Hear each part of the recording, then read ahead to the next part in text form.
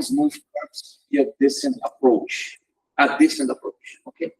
Descent. Ok. Não é decente.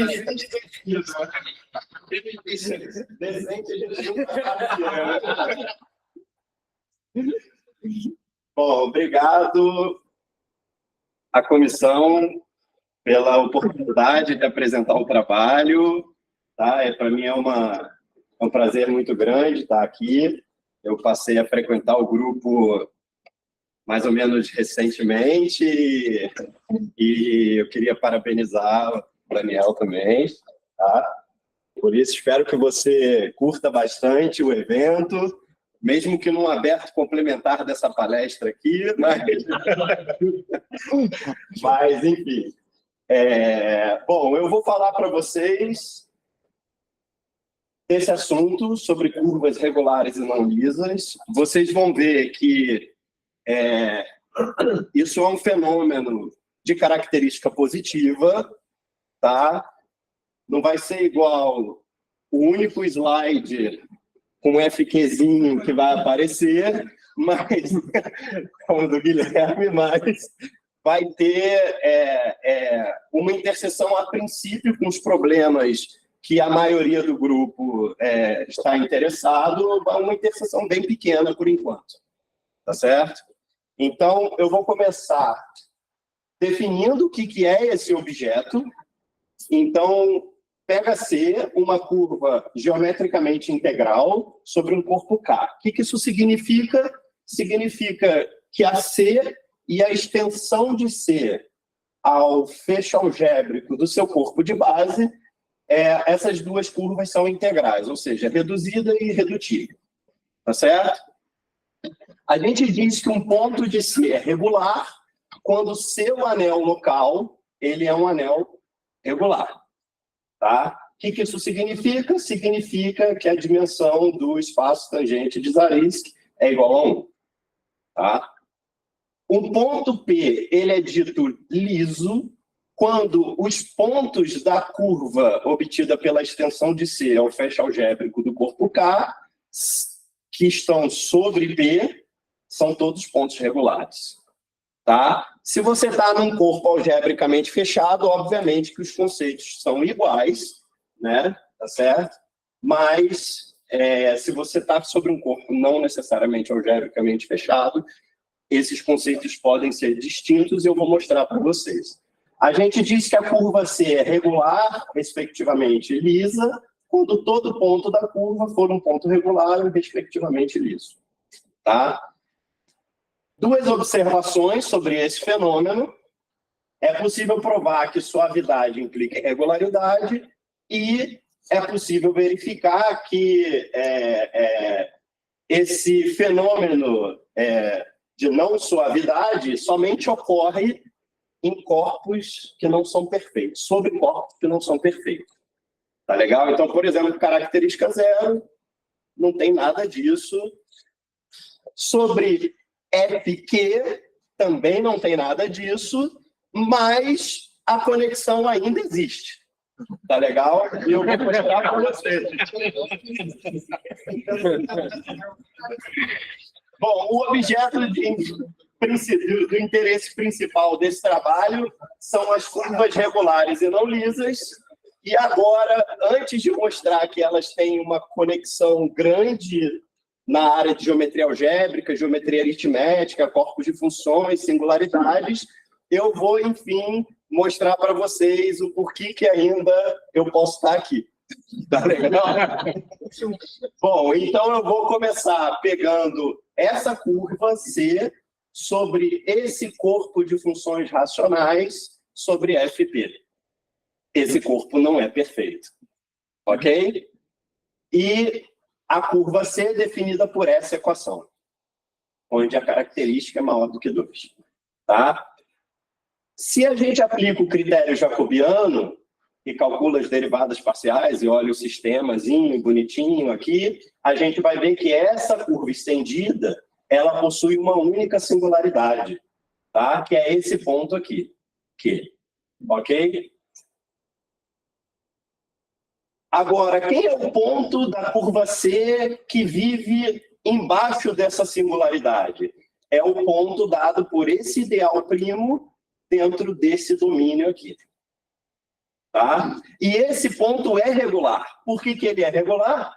Porque essa relação que mora dentro aqui do anel local implica que o espaço tangente de Zariski ele é gerado só pelo x, já que esse outro cara aqui ele pode ser gerado pelo x. Então, se esse é gerado só pelo x, a dimensão é 1, então o ponto é regular, e como ele está abaixo de um ponto que é singular, esse ponto é regular e não liso. Tá certo? E o que é essa curva, que tudo bem, é definida sobre FP, tem de especial com curvas sobre corpos finitos?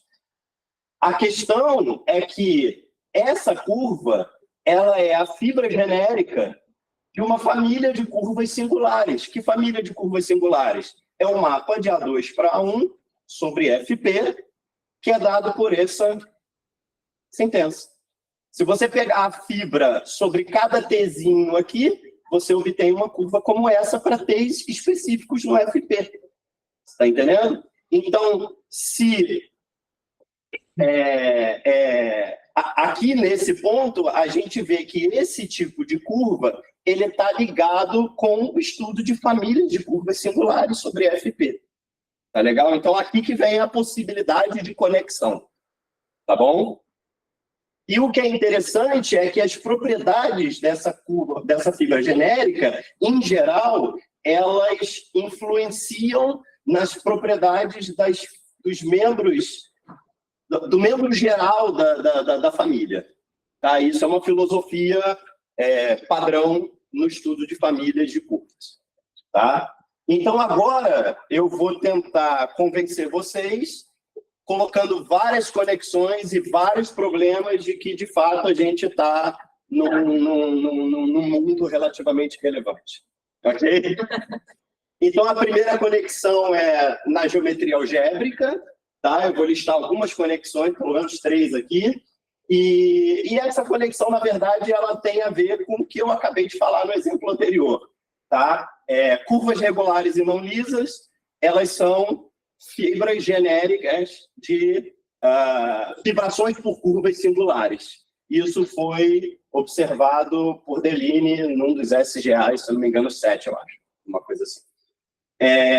Essas vibrações, e consequentemente as curvas regulares e não lisas, que são suas fibras genéricas, elas foram usadas na extensão da classificação de Henriques de superfícies para característica positiva. Isso foi feito pelo Bombier e pelo Manford. Lá eles precisaram usar uma classe especial de superfícies e tinha essas vibrações nessa superfície. Outra ferramenta que é muito comum de ser usada lá pelo pessoal de característica zero é o teorema do anulamento de Kodaira. Ele não vale em característica positiva, e esses dois matemáticos, Mukai e Zeng, descobriram que o ambiente para esse não anulamento é o espaço total dessas vibrações. Bom, agora vou me aproximar um pouco mais. Vou para geometria aritmética e corpos de funções algébricas. Tá certo? Então, a primeira conexão nessas duas áreas, que tem muita interseção em comum, é que essas curvas regulares não lisas, elas são equivalentes a corpos de funções que são chamados de não conservativos. O que são os corpos de função não conservativos? Que tem queda do gênero quando você estende o corpo de base ao seu feixe algébrico e olha um novo corpo de funções lá em cima. Pode ter essa queda de gênero, e aí, quando tem isso, esse corpo de funções é chamado de corpo de funções não conservativos. A classificação desse objeto começou com Quinn para gênero 1 e continuou com Caloto e muitos de seus estudantes, inclusive eu, para vários outros gêneros. Tá certo? Bom, a finitude do conjunto dos pontos racionais desse tipo de curva também é conhecida. Para um caso geral foi o Samuel que provou, e para os casos, 2 casos particulares foi o Zé Felipe e um aluno dele, Jean, tá? Então, mas apesar da finitude ser conhecida, ninguém conhece ainda uma cota superior para o número de pontos racionais dessas curvas. Tá legal? Então, aqui tem outro problema em aberto. Tem algumas outras conexões, por exemplo, com outros tipos de patologia. Então, aqui eu vou agradecer a palestra do Nazar, que eu já não preciso mais explicar as definições que ele já falou, de curvas não clássicas, estranhas, enfim.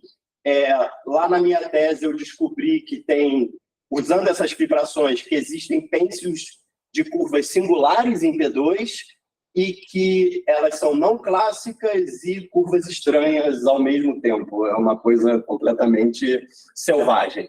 Tá legal? Bom, questões relativas a esse novo fenômeno. Será que é possível calcular o gênero do membro geral? Será que é possível classificar esse fenômeno? Enfim.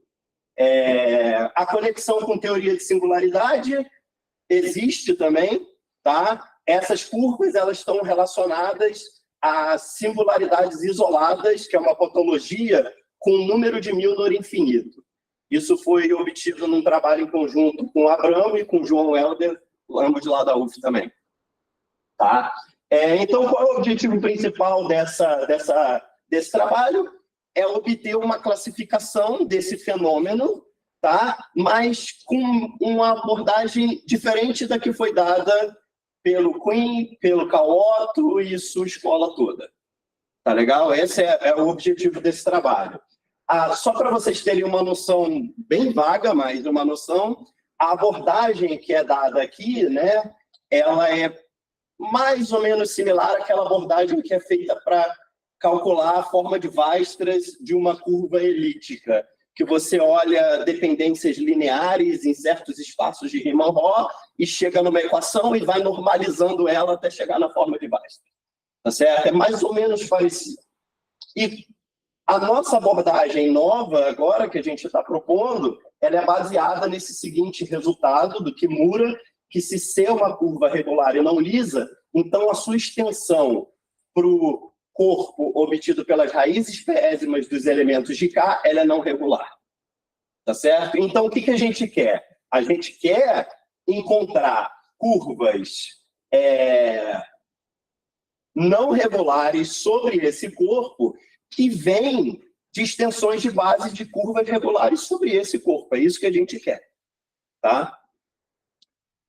Para isso, a gente vai fazer duas hipóteses. Tá? As duas hipóteses são as seguintes. Primeiro, só para abordar um problema um pouquinho mais fácil, que na verdade nem é tão fácil assim nesse sentido, mas enfim.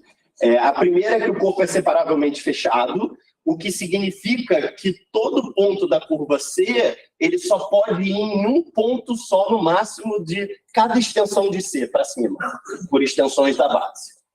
Tá? E a segunda hipótese é que essa curva aqui estendida ela é não hiperelíptica e o significado aqui é um significado geométrico, que significa que tanto essa curva, quanto essa curva, as três, podem ser mergulhadas num espaço projetivo. Tá?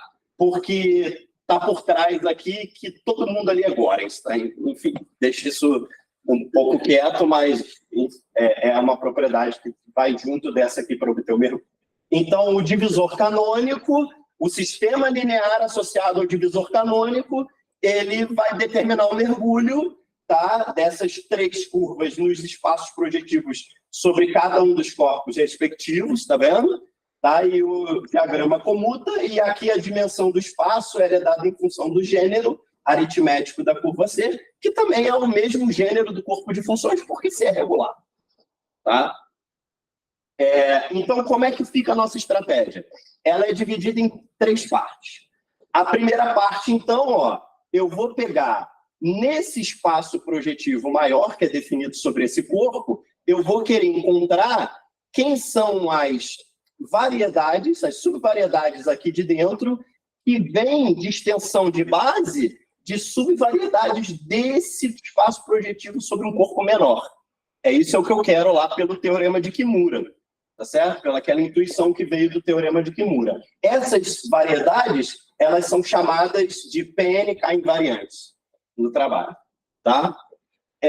O segundo passo é o seguinte, tá bom, aí vamos supor que eu já encontrei variedades, ou no caso meu agora que eu quero entender curvas. Então eu peguei uma curva dentro desse espaço projetivo, obtida pela extensão de uma curva dentro desse espaço projetivo. Está aqui ela. Aí a pergunta é, essa curva, vamos supor que essa curva tem um ponto não regular, e eu quero saber o que tem que acontecer, ou quais são as condições locais para o ponto que está aqui, que veio dessa curva, ser um ponto regular, para ele ser regular e não liso. Tá certo? Então é isso que eu quero saber. E o terceiro passo é, eu vou estratificar o espaço das funções regulares, das curvas, regulares e não lisas, e pegar um extrato específico e tentar classificar, entender em variantes locais para que eu consiga classificar. Bom, esse primeiro passo, ele é bastante abstrato. Eu vou fazer o seguinte, eu vou deixar ele por último, para ninguém levantar e ir embora. Tá bom? Então, deixa eu pular ele aqui rapidinho, depois eu volto para ele. Pronto, já cheguei no passo 2. Tá, aqui. Pronto. Então, o passo 2, eu quero entender condições locais nos pontos não regulares aqui, para que o ponto daqui que origina esse ponto seja regular. Então, para isso, eu vou estabelecer só algumas notações. Então, ó, peguei um ponto da curva E, o ponto da curva estendida ao fecho algébrico do corpo K, eu vou denotar assim, PK barra, e o ponto da normalização dessa curva eu vou denotar por PK barra tio. Tá? No zero vai ser a valorização desse corpo de funções estendido, né? Tá certo? Cujo anel de valorização discreta é o anel local do ponto PK barra tio, tá vendo? E aí a gente vai definir o semigrupo da curva E no ponto P pelos valores das funções no anel local de P. Por essa valorização que é lá em cima, tá vendo? Tá legal? Não é a valorização do corpo de funções da curva C. A valorização lá em cima, tá? E o corpo residual do ponto P, como ponto da curva E, eu vou denotar dessa forma aqui. E o resultado que a gente obteve nesse trabalho é o seguinte, olha, você pega o grau do ponto P como ponto da curva E. Se ele está nesse semigrupo definido aqui, então é regular em P. Isso a gente consegue provar no trabalho, tá certo? Então essa questão do passo 2, ela é resolvida com essa proposição aqui, tá? Para o passo 3, eu primeiro vou pensar na estratificação desse mundo que eu quero estudar. Para isso, eu vou precisar observar e lembrar invariantes conhecidos na literatura, por enquanto. O primeiro invariante é o grau de singularidade de um ponto P, que é definido dessa forma, pela dimensão desse quociente. Aqui é o anel local do ponto PK barra tio, e aqui é o anel local do ponto PK barra. Tá? Então, é o grau de singularidade do ponto P, a gente chama por esse grau de singularidade, para quem está acostumado a trabalhar sobre corpos algebricamente fechados, o grau de singularidade do PK barra. E o Hironaka provou que a diferença desses gêneros geométricos é dado pela soma dos graus de singularidades. Tá? E aí, a partir dessa fórmula, a gente consegue ver facilmente que o grau de singularidade é zero. Sei somente se P ali. Ok? Zero. Eu escrevi zero aqui, né? Ok? Muito bem. Continuamos. Agora eu vou estratificar um caso que a gente vai abordar. Bom, da mesma maneira que muitos fenômenos, quando você vai diminuindo a característica, o problema vai dificultando, né? Então, naquelas classificações que já existiam, começou sendo feito características grandes e foi restando as características pequenas. Ok? Então, por isso que eu aqui estou começando de uma característica 3 aqui, tá legal?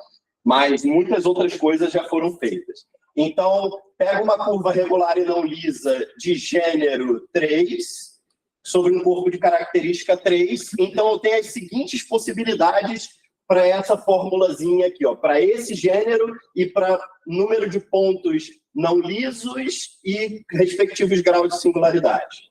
Essas aqui todas. Então, ó, posso ter isso aqui com gênero 2, posso ter isso aqui com gênero 1, posso ter isso aqui com gênero 0, e aí cada um desses casos eu tenho uma quantidade de pontos não lisos e respectivos graus de singularidade. E o que a gente abordou nesse trabalho é esse caso azulzinho aqui, que é o caso onde essa curva aqui tem gênero 1 e a C ela possui 2 pontos não lisos, ambos com grau de singularidade 1. Tá? Essas curvas elas vão ser chamadas de curvas absolutamente elípticas de gênero 3. O absolutamente elíptica, porque quando você vai lá para o feixe algébrico, ela passa a ser uma curva elíptica. Tá legal? É nesse sentido. E aí, beleza, estratificamos o problema. Agora a questão é analisar esse extrato, por exemplo, aqui azul. Tá? Então, para analisar esse extrato, a gente teve que introduzir um invariante. Tá? Esse invariante ele é chamado de grau diferencial no trabalho, tá? E ele é definido dessa forma. 1 mais a dimensão do conúcleo desse alfa, onde esse alfa pega uma diferencial de Keller nesse produto e leva nela própria aqui. Tá? É possível provar que o grau diferencial ser 1 é equivalente ao ponto C liso, tá? E é possível provar que se o grau de singularidade é menor do que esse número, então a gente tem 2 condições aritméticas e 2 condições geométricas. Quais são as aritméticas? O grau diferencial está entre 1 e P, o grau do ponto P é igual à característica, e as geométricas. A dimensão de mergulho dessa singularidade é 2, e o semigrupo da singularidade, ó, que são os valores de funções no semigrupo, no anel local da singularidade, ele é gerado por esse grau diferencial e a característica. Então, assim, o semigrupo, todo mundo sabe que o semigrupo da singularidade, ele fornece propriedades geométricas da singularidade, e aí por isso que a gente introduziu esse grau diferencial, porque a gente viu que ele era um cara importante para caracterizar os semigrupos. Tá certo?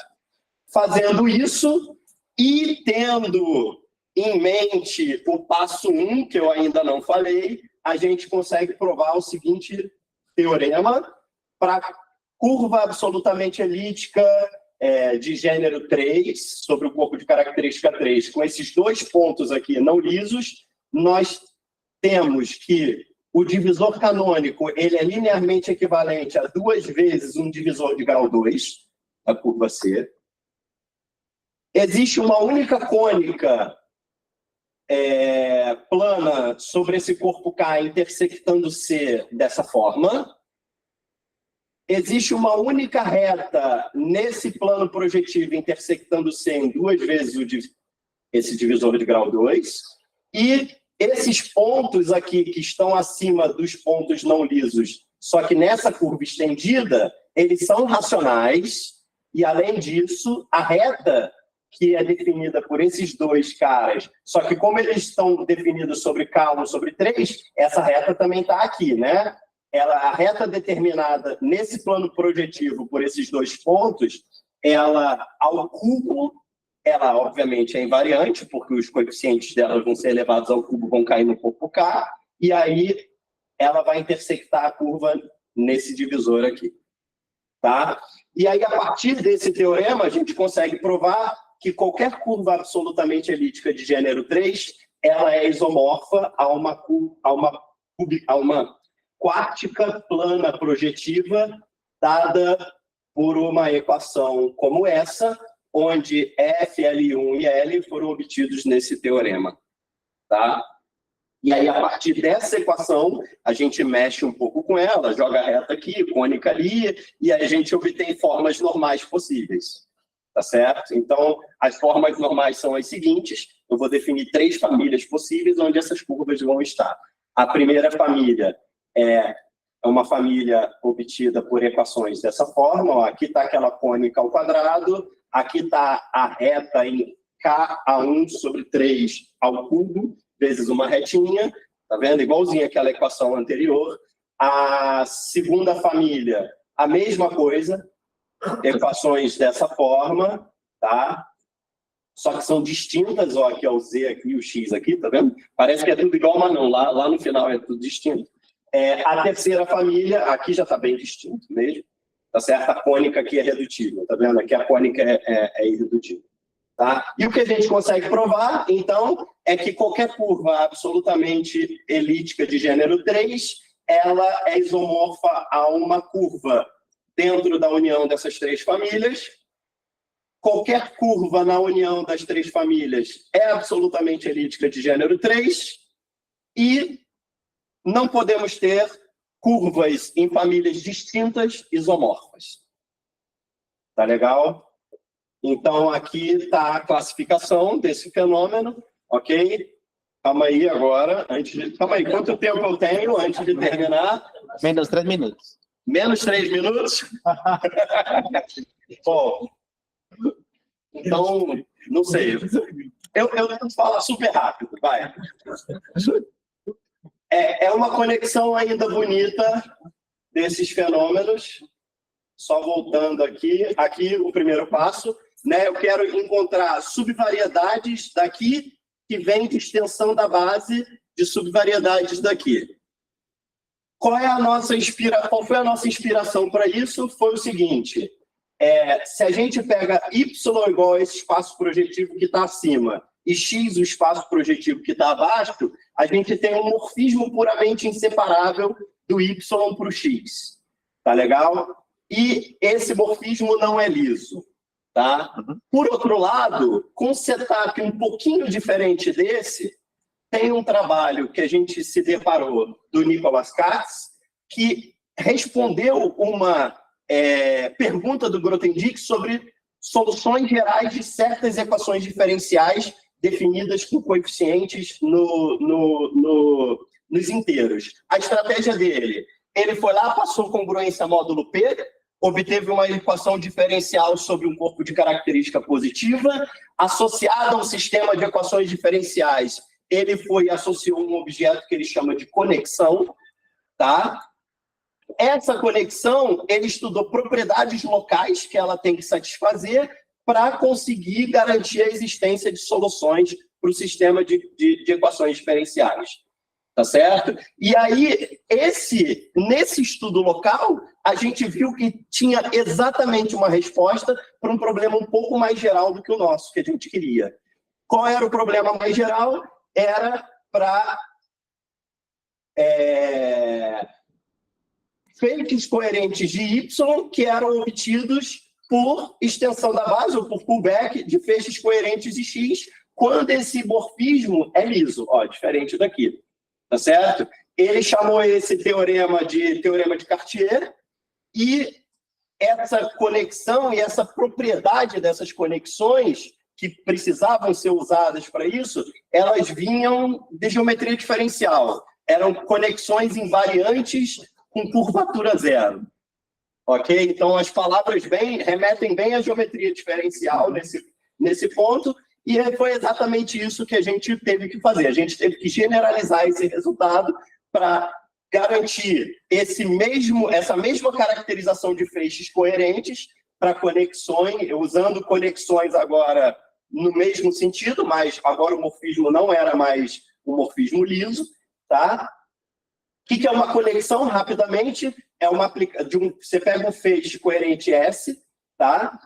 Sobre o Y, é uma aplicação de S nesse produto tensorial que satisfaz essa igualdade, e essas duas outras, integrabilidade e curvatura zero, eu vou deixar por baixo dos panos aqui.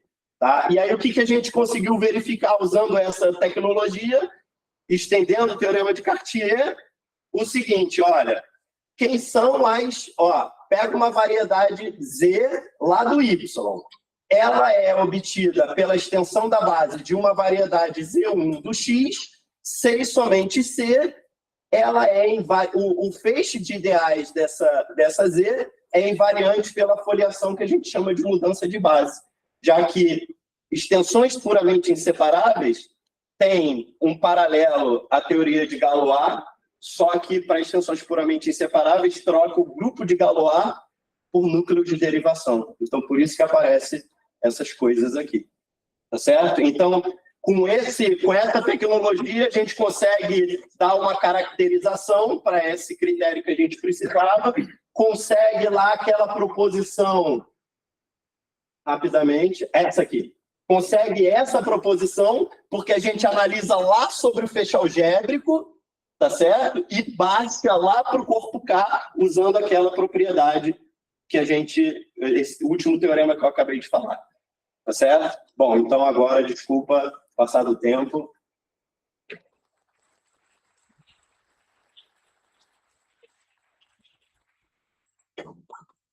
Questions or comments?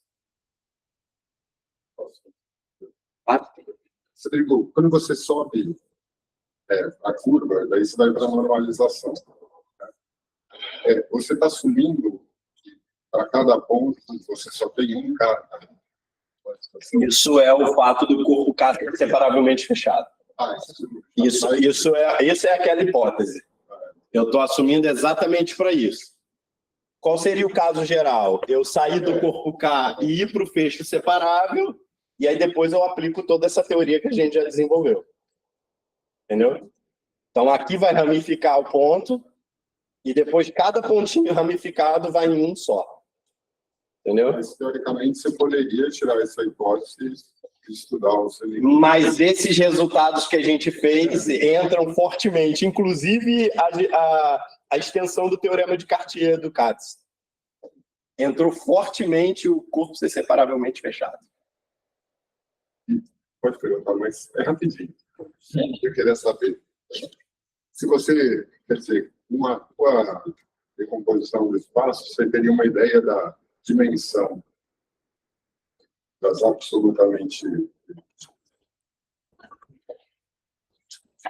Isso vai estar meio que no espaço de parâmetro codificado.